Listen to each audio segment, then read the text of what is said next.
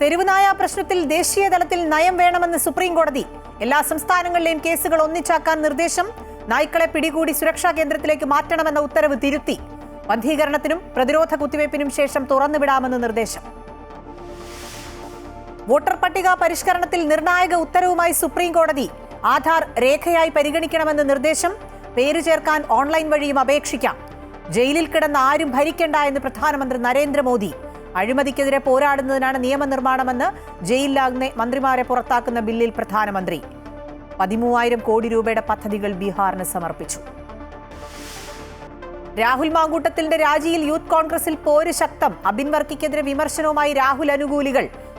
കട്ടപ്പന്മാരെ കൂട്ടി മുന്നോട്ടു പോകാനാകില്ലെന്ന് യൂത്ത് കോൺഗ്രസ് സംസ്ഥാന കമ്മിറ്റിയുടെ വാട്സാപ്പ് ഗ്രൂപ്പിൽ പരാമർശം. യൂത്ത് കോൺഗ്രസ് സംസ്ഥാന അധ്യക്ഷനെ കണ്ടെത്താനുള്ള ചർച്ചകൾ സജീവം. കാർഷിക സർവകലാശാലയിലെ വിദ്യാർത്ഥികൾക്ക് ഇരുട്ടടി.